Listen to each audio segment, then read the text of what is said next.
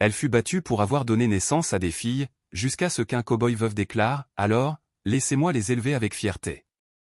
Buckskin, Arizona, automne 1877. La ville désertique s'étendait sous un crépuscule lourd, l'air épais d'odeurs de bois et de whisky. Les rues étaient calmes, hormis le grincement des roues des chariots et les jurons s'échappant du saloon. Buckskin était un lieu où la loi pliait devant l'argent et où la miséricorde s'était desséchée sous le soleil. Dans une maison délabrée à la lisière de la ville, Joanna Monroe, 28 ans, était allongée, pâle et tremblante, sur un matelas de paille. Ses cheveux humides collaient à son visage. Dans ses bras reposait un nourrisson emmailloté, les poings serrés, criant pour la vie. C'était une fille, sa troisième en 5 ans. La porte s'ouvrit violemment. Hank Monroe, large d'épaule et ivre, entra en titubant. Ses bottes laissaient des traces de boue, une odeur de whisky collait à lui comme une seconde peau. « Qu'est-ce que c'est » aboya-t-il. « Dis-moi que c'est un garçon. » Les lèvres de Joanna tremblèrent. Enfin, dans un murmure, elle répondit « C'est une fille, Hank. »« Une magnifique ?» Sa main la frappa avant qu'elle ne puisse finir. La gifle fit basculer sa tête sur le côté. « Encore une bouche inutile, rugit-il. 3 filles. À quoi sert une épouse qui ne peut me donner un fils ?» Dans un coin, 2 petites silhouettes se serraient l'une contre l'autre. L'aînée, à peine 5 ans, et sa sœur de 3 ans. Leurs yeux écarquillés, trop effrayés pour bouger. Le nourrisson hurlait plus fort. La fureur de Hank s'amplifia. Il renversa le seau d'eau, repoussa Joanna sur le lit, l'enfant manquant de tomber de ses bras. « Tu me maudis, femme » cracha-t-il. « Chaque souffle que tu prends me fait honte. Tu n'es qu'un fardeau. » Son poing s'abattit encore, du sang perla sur sa lèvre. Joanna se recroquevilla autour du bébé, le protégeant, encaissant les coups. Dehors, un voisin s'arrêta près de la clôture. Il vit l'ombre de la violence à travers la fenêtre ouverte. Il entendit les cris, les coups, mais il pressa le pas. À Buckskin, on n'interférait pas dans les affaires d'un autre homme. Enfin, Joanna fut jetée dans la cour. Elle tomba à genoux, le visage strié de sang, les bras serrant le nourrisson. Derrière elle, les 2 aînés sortirent en pleurant, leurs petites mains essayant de l'aider à se relever. C'est ainsi que Jesse Granger les trouva. Il conduisait un chariot chargé de sacs de fourrage, revenant à son ranch. Veuf, ses yeux sombres portaient le poids du deuil, mais restaient fermes, de ceux qui jaugeaient le monde avant de parler. En ralentissant près de la clôture des Monroe, il aperçut la scène. Une petite fille, pieds nus et tremblante, se tenait près du portail. Ses joues humides, sa robe déchirée, elle s'accrochait à la barrière, regardant sa mère s'effondrer. Jesse tira sur les rênes, arrêtant le chariot. Il descendit sans un mot. Ses bottes s'enfoncèrent dans la poussière tandis qu'il traversait la cour. Hank se tenait dans l'embrasure, une bouteille à la main, la poitrine haletante. « Dégage, Granger » marmonna-t-il.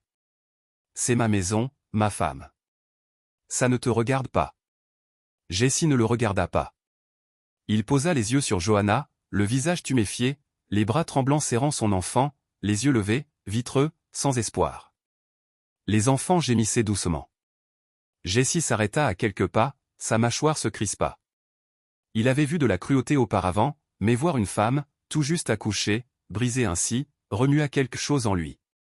Sa voix était calme, mais elle résonna dans la cour comme une cloche. Si donner naissance à des filles est un crime ici, alors laissez-moi être celui qui les élèvera avec fierté. Les mots restèrent suspendus, lourds, indéniables. Hank cligna des yeux, abasourdi. La bouteille vacilla dans sa main. Sur la route, quelques habitants s'arrêtèrent. Le silence s'étendit, étouffant murmures et rires cruels. Plus personne ne riait. Joanna, ensanglantée et tremblante, serra son bébé plus fort. Son aîné glissa sa main dans celle de Jesse, comme si elle le connaissait depuis toujours. Et à cet instant, la nuit changea, non par un coup de feu ou une violence, mais par une promesse, un défi à la cruauté qui avait régné trop longtemps. Buckskin retint son souffle. L'air nocturne était piquant, chargé de poussière et d'une légère odeur de mesquite. Joanna était assise à l'arrière du chariot de Jesse, son corps endolori par les coups. Le nourrisson pressé contre sa poitrine. Ses 2 aînés, blottis près d'elle, silencieuses mais frissonnantes. Chaque grincement des roues sur les ornières sèches la faisait tressaillir, non pas à cause des secousses, mais de l'incertitude de ce qui l'attendait. Elle ne lui faisait pas confiance. Elle ne pouvait pas. Les hommes venaient toujours avec des exigences, des ricanements, le poids de la possession. Jessie Granger n'était pas différent, se disait-elle. Il avait simplement trouvé un moyen de paraître noble devant la foule. Mais elle avait trop vu pour croire en la bonté. Le chariot quitta la route principale pour un sentier étroit. Bientôt, la lumière d'une lanterne brilla depuis une maison de ranch usée, nichée contre des collines basses. Une grange se dressait à côté, l'odeur du foin et des chevaux flottant dans l'air. Jessie arrêta le chariot et parla doucement. « Vous pouvez entrer. Il y a de la nourriture, de l'eau propre. Vous serez en sécurité ici ce soir. » Johanna hésita, serrant ses filles plus fort. Sa lèvre était enflée, son visage à vif des points de hanque. Elle le regarda avec suspicion. « Pourquoi » demanda-t-elle, la voix rauque. « Que attendez-vous de nous » Jessie soutint son regard sans ciller. « Rien, dit-il simplement. Vous avez besoin d'un refuge. C'est tout. » Il porta la lanterne jusqu'au porche, ouvrit la porte et recula. « C'est votre choix, Madame Monroe. » Elle attendit, le cœur battant, jusqu'à ce que les nez tirent sur sa manche. « Maman, s'il te plaît, » murmura la petite. Johanna se leva lentement et les guida à l'intérieur. La cabane sentait la fumée de bois et les marmites en fer, une odeur d'honnête vie. Les planches étaient balayées, un petit feu crépitait dans l'âtre, et une marmite mijotait, dégageant un léger parfum de haricots. Jessie disposa des couvertures près du feu, versa de l'eau chaude dans une bassine et s'écarta. « Vous pouvez vous laver ici. Je vais en chercher d'autres. » Les yeux de Johanna se plissèrent, observant chacun de ses gestes. Il ne s'approcha pas. Il ne tendit pas la main vers le bébé ou vers elle. Au lieu de cela, il marcha vers la porte, prit son manteau sur le crochet et, avec un signe de tête, dit « Je serai dans la grange. » Son front se plissa. « La grange ? Je ne resterai pas ici, répondit-il. Vous et les enfants dormirez mieux sans moi sous le même toit. Puis il partit, fermant doucement la porte derrière lui. Johanna s'effondra à genoux près de la bassine, des larmes lui piquant les yeux, sans qu'elle sache pourquoi. Ses filles se pressèrent contre elle, trempant des chiffons dans l'eau, tamponnant ses bleus avec leurs petites mains. Cette nuit-là, après avoir nourri le nourrisson et enveloppé les petites dans des couvertures, Johanna resta assise près du feu, incapable de dormir. Elle entendait à peine, à travers le mur, les bruits de Jessie dans la grange, arrangeant le foin, le cheval remuant, le son doux d'une guitare jouée lentement. Les enfants s'agitèrent. L'aîné se redressa, les yeux grands ouverts. « Maman, je n'arrive pas à dormir. » Johanna repoussa ses cheveux, incertaine de comment la réconforter. Avant qu'elle ne puisse répondre, la voix de Jessie flotta à travers l'embrasure, douce mais ferme. Il raconta une histoire, celle d'une étoile qui refusait de s'éteindre, même sous les tempêtes. D'une petite flamme qui continuait de brûler, non parce qu'elle était plus forte que le vent, mais parce qu'elle voulait guider les voyageurs chez eux. Les filles écoutèrent, les yeux lourds d'émerveillement. Lentement, une à une, elles se blottirent contre leur mère et s'endormirent. Johanna resta figée, le souffle coupé. Sa voix n'avait ni moquerie ni ordre, seulement de la chaleur. Elle fixa le feu, le cœur instable. Était-ce possible ? Se demanda-t-elle. Pouvait-il exister un homme qui ne voulait ni posséder, ni briser, ni rabaisser ? Pour la première fois depuis des années, elle se demanda si la paix était possible. Et cette pensée l'effraya plus que tout le reste. Le soleil s'était couché, laissant le ciel désertique strié de violet et de cendre. Dans la cabane de Jessie, le feu était bas, projetant de longues ombres sur le plancher de bois. Johanna était assise à la table, raccommodant un ourlet déchiré avec des doigts tremblants, tandis que les filles dormaient en tas sous des couvertures. Les doux souffles du bébé emplissaient le silence. Ses yeux dérivèrent vers l'étagère près de l'âtre. Quelques livres, leur dos usé mais intact. Elle les fixa comme s'ils étaient un fruit défendu. Jessie le remarqua. « Vous lisez. » Johanna hésita, l'aiguille s'arrêtant dans sa main. « Avant, oui. » Elle déglutit. « Avant d'être mariée. » Il attendit. À sa propre surprise, elle continua. « Mon père était forgeron. J'étais son seul enfant. Ma mère m'a appris à lire avant de mourir. Je lisais tout ce que je trouvais, journaux, sermons, n'importe quoi. Mais à 16 ans, mon père a dit qu'il ne pouvait plus me garder. Trop à nourrir. Il pensait qu'un mari serait ma sécurité. Ses yeux s'assombrirent. Hank semblait gentil au début. Il apportait des fleurs, disait qu'il aimait une femme avec du caractère. Mais une fois marié, il a enfermé tous les livres. Déchirait les pages quand il en trouvait. Il disait que l'éducation rendait une épouse arrogante. Que mon seul but était de lui donner un fil. L'aiguille glissa, piquant son doigt. Elle tressaillit. La mâchoire de Jessie se serra, mais il ne dit rien. Il laissa le silence s'installer avant de parler. Rebecca, ma femme, était l'opposé. Elle voulait que je lise davantage. Elle riait de ma lenteur avec les mots, mais elle ne m'a jamais humilié. Quand notre fils est né, elle lui chantait tous les soirs. Sa voix s'adoucit. Elle a trop saigné. Je l'ai enterré sous les peupliers. J'ai élevé notre fils seul jusqu'à ses 3 ans. Puis la fièvre l'a emporté. Je l'ai tenu toute la nuit, prié jusqu'à ce que ma gorge soit à vif, mais aucune prière ne l'a ramené. Johanna baissa les yeux. Je suis désolé. Ne le soyez pas, répondit-il doucement. Nous portons tous des fantômes. Le feu crépita. Les mains de Johanna tremblèrent alors qu'elle essayait de se concentrer sur sa couture. Pour la première fois, elle sentit le poids du chagrin d'un autre pressé contre le sien, non comme un jugement, mais comme une reconnaissance. Plus tard dans la semaine, après que les enfants furent couchés, Johanna sortit prendre l'air. La nuit était claire, les étoiles éparpillées dans le ciel. Depuis la grange, elle entendit le raclement d'une lime sur du fer. La curiosité l'attira. Elle jeta un œil par les grandes portes. Jessie était assis sur un tabouret, un fer à cheval sur le genou, des étincelles scintillant sous la lumière de la lampe. À côté de lui, le bébé remua dans un panier. À sa stupéfaction, Jessie fredonnait, bas et régulier, une berceuse. Sa main ne faiblissait jamais sur le fer, mais sa voix enveloppait l'enfant de calme. Johanna porta une main à sa bouche. Sa poitrine se serra jusqu'à ce que son souffle se bloque. Aucun homme qu'elle connaissait ne chantait pour un enfant. Aucun homme qu'elle connaissait ne montrait de tendresse sans attendre quelque chose en retour. Le bébé gazouilla doucement, puis se rendormit. Jessie posa le fer fini de côté et remonta la couverture autour du nourrisson, ses doigts rugueux étonnamment doux. C'est alors que Johanna craqua. Des larmes coulèrent, chaudes et soudaines, sur ses joues.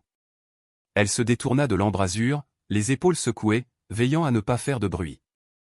Ce n'était ni la douleur, ni la peur, ni même le souvenir des poings de Hank qui la faisaient pleurer.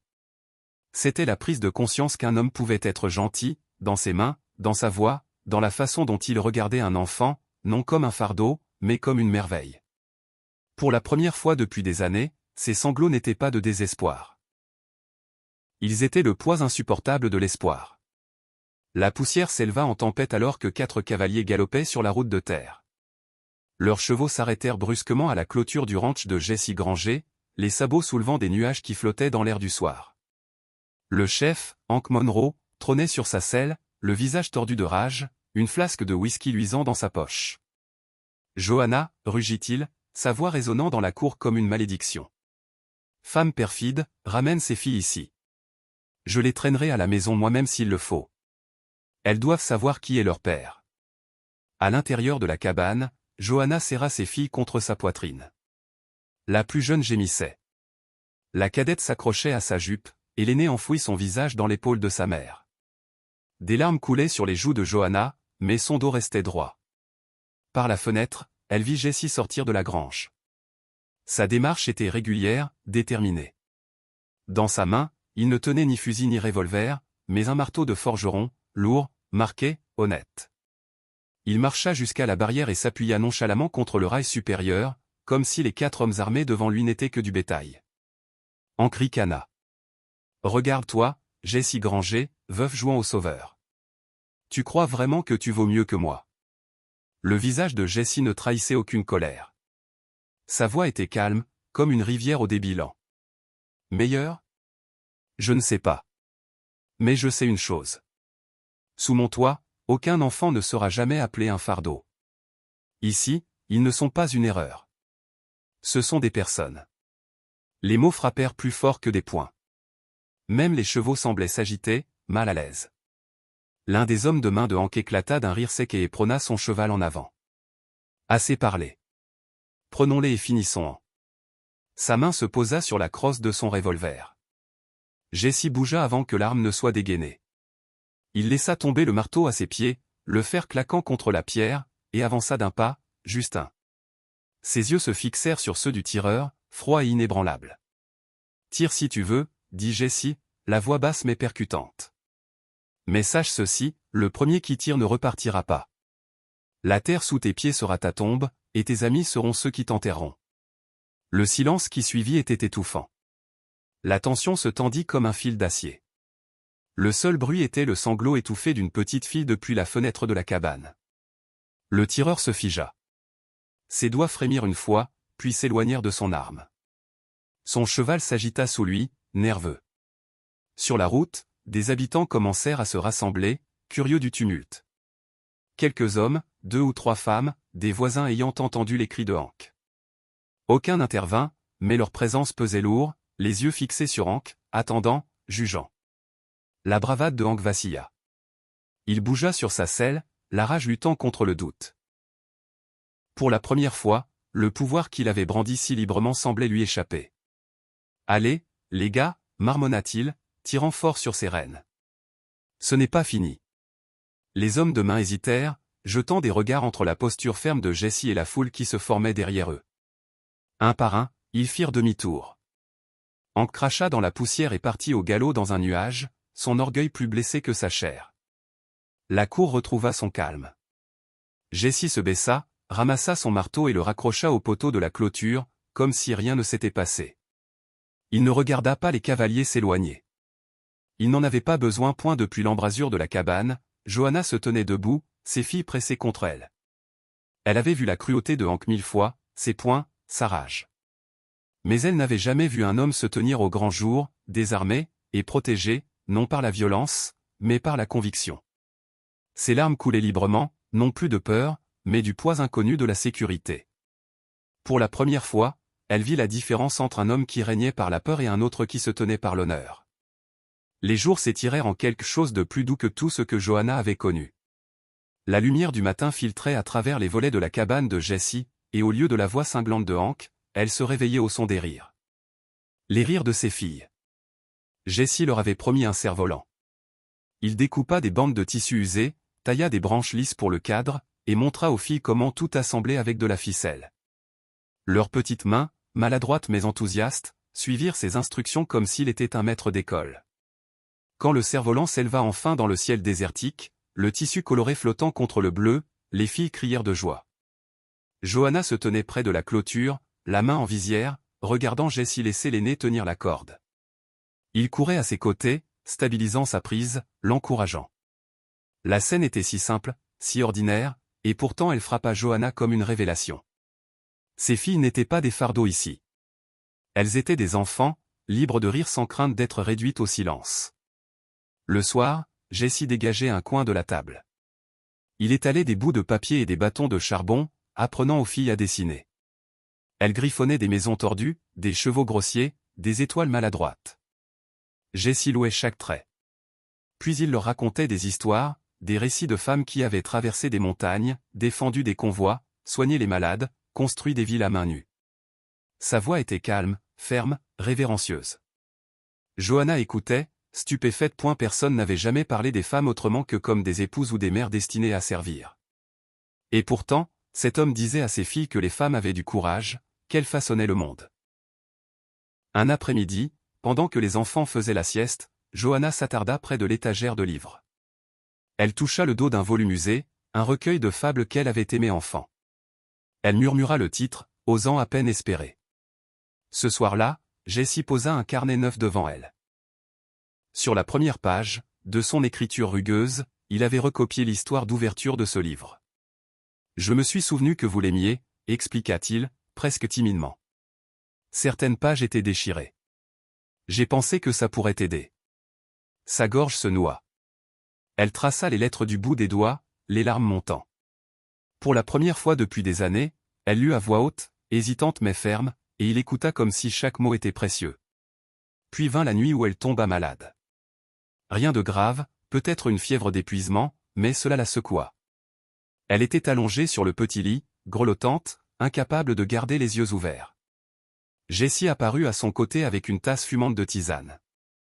Il la posa, puis plaça un linge chaud sur son front. Il ne demanda pas la permission. Il ne questionna pas. Il fit simplement ce qui devait être fait, sans exigence, sans attente. Johanna cligna des yeux à travers le brouillard de la fièvre. La lumière de la lampe adoucissait les traits durs de son visage. Ses mains, habituées aux cordes et au fer, se déplaçaient avec une douceur surprenante. Sa voix se brisa. « Pourquoi faites-vous tout ça? Pour moi? Pour elle ?» Jessie s'arrêta, sa main reposant encore sur son front, ses yeux baissés comme si la réponse lui coûtait. « Parce que j'ai espéré un jour que quelqu'un le ferait pour ma femme, dit-il doucement. Mais personne ne l'a fait. Et puis, il était trop tard. » Le silence qui suivit était rempli du crépitement du feu, des respirations régulières des enfants endormis, du grincement de la maison contre le vent du désert. La main de Johanna trembla sur la couverture. Lentement, comme attirée par une force au-delà de sa volonté, elle tendit la main et effleura la sienne. Le contact fut bref, hésitant, sans promesse, sans déclaration. Mais en cet instant fugace, elle ressentit la reconnaissance de deux âmes marquées par la perte, choisissant pourtant la douceur là où la cruauté avait autrefois régné. Ses lèvres s'entr'ouvrirent, mais aucun mot ne vint. Aucun d'eux ne parla. Il n'en avait pas besoin. Le toucher silencieux disait tout, « Je te vois. Je te comprends. Et je ne détournerai pas les yeux. » Le matin se leva, gris et agité, une lumière qui rendait chaque ombre plus longue. Johanna était assise seule à la table, de l'encre tachant ses doigts après la lettre qu'elle avait écrite dans la nuit. Elle l'avait pliée soigneusement, la plaçant là où Jessie ne pourrait pas la manquer. Sa poitrine semblait vide, mais elle se disait que c'était la seule solution. Le bonheur était pour les autres, pas pour elle. Elle ne prit rien, resserrant simplement son châle autour de ses épaules. Ses filles remuèrent dans leur couverture, mais elle ne put se résoudre à les réveiller. D'un pas tremblant, elle ouvrit la porte et s'éclipsa dans l'aube pâle. Quand les filles se réveillèrent, l'absence fut immédiate. Elles ne demandèrent pas de petit déjeuner. Elles ne coururent pas à la grange ni ne bavardèrent comme d'habitude. Au lieu de cela, elles s'assirent en rang silencieux sur les marches du porche, les genoux ramenés contre la poitrine, les visages figés d'inquiétude. À l'intérieur, Jessie trouva la lettre. Il la lut une fois, puis une seconde, les yeux fixes, la mâchoire serrée. Il ne jura pas, ne se lança pas à sa poursuite. Il plia simplement la lettre et la glissa dans sa poche. Puis il alla vers une petite boîte près de son lit et l'ouvrit. À l'intérieur, il prit un médaillon d'argent. La chaîne était usée, le fermoir lâche, mais à l'intérieur reposait une mèche de cheveux et un bout de ruban fané, tout ce qui restait de sa femme, Rebecca. Il le tint un moment, le pouce caressant le métal, puis le porta jusqu'au porche. La plus jeune fille était assise au bord de la marche, ses petites mains tordant l'ourlet de sa robe. Jessie s'accroupit, sa voix basse et calme. « Apporte ça à ta maman, » dit-il, plaçant le médaillon dans sa paume. Dis-lui qu'il appartenait à une femme qui méritait de vivre pleinement.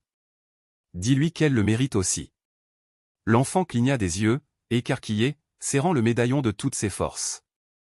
Non loin sur la route, Johanna s'était arrêtée à un tournant. Ses pieds refusaient d'aller plus loin, bien que son cœur lui dise de partir. Elle se retourna et vit ses filles sur les marches.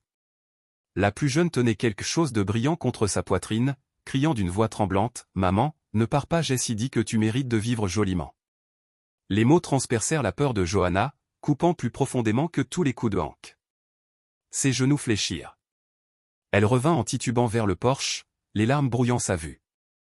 Les enfants se précipitèrent vers elle, enroulant leurs bras autour de sa taille. Le médaillon fut pressé dans sa main, chaud de la prise de sa fille. Johanna s'effondra à genoux, les serrant contre elle. Elle leva les yeux à travers ses larmes et vit Jessie dans l'embrasure, silencieux, observant. Il n'avait pas bougé pour la réclamer, n'avait pas essayé de la lier par des promesses. Il lui avait simplement rappelé qu'elle méritait de rester. Et pour la première fois, Johanna le crut. Le tribunal de Buckskin n'avait jamais vu autant de monde. La nouvelle de la pétition de Hank Monroe s'était répandue rapidement. Il prétendait que Jessie Granger avait volé sa femme, l'avait hébergée illégalement, et avait porté atteinte à la sainteté du mariage. Pour beaucoup, ce n'était qu'une audience de plus, mais pour d'autres, cela ressemblait à un règlement de compte.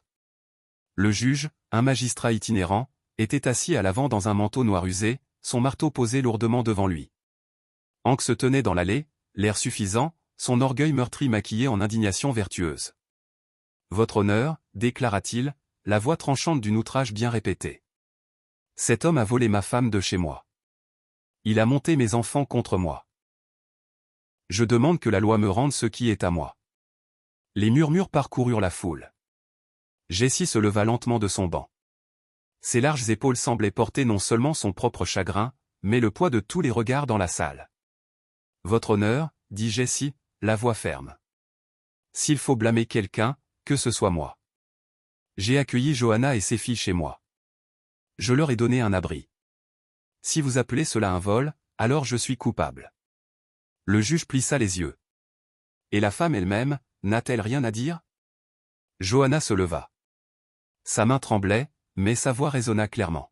« Pendant des années, j'ai été battue, commença-t-elle.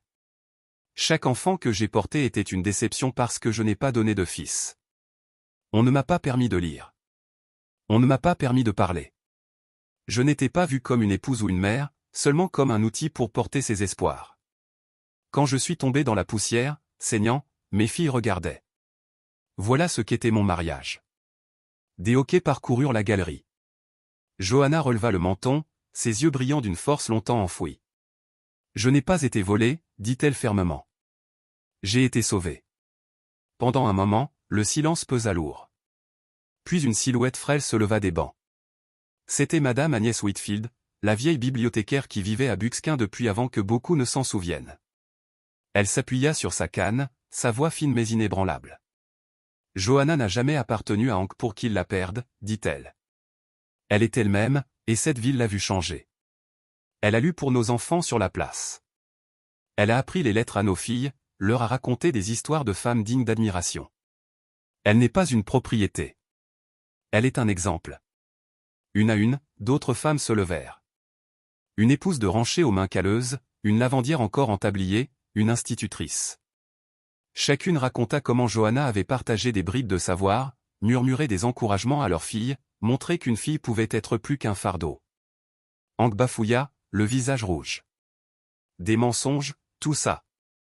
Assez. Le juge frappa son marteau, le faisant taire. Il se pencha en avant, son regard dur fixé sur Hank.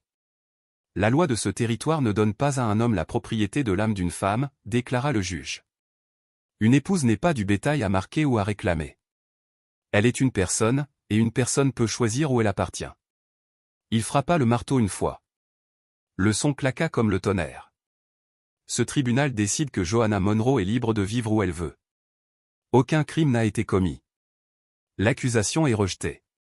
La foule éclata, non en huées, mais en applaudissements, bruts et sans retenue. Les femmes pleuraient. Les hommes baissaient la tête.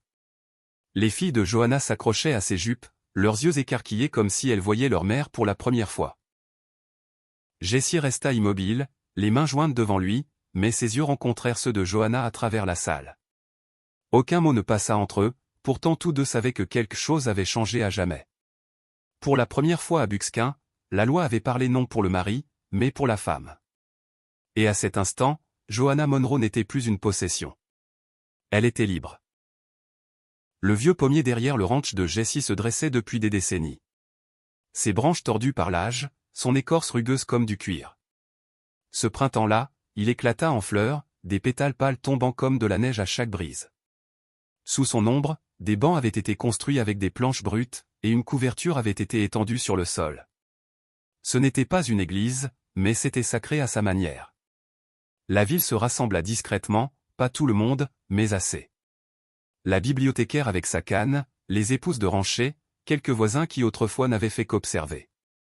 Il apportait des paniers de nourriture, des bocaux de fleurs sauvages, et une révérence née de la contemplation de quelque chose attendu depuis trop longtemps. Johanna se tenait dans une robe blanche simple.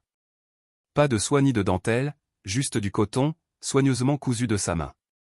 Ses filles avaient travaillé des semaines sur un voile, assemblant des morceaux de tissu, le brodant de petites fleurs maladroites. Elle riait en le fixant dans ses cheveux, fière du cadeau qu'elles avaient créé. Jessie attendait sous l'arbre, son chapeau à la main, son visage solennel mais animé d'une lumière discrète. Quand Johanna prit sa main, elle ne sentit pas de la possession, mais un partenariat, des doigts forts mais doux autour des siens. Sa voix trembla alors qu'elle parlait, non de peur, mais de vérité.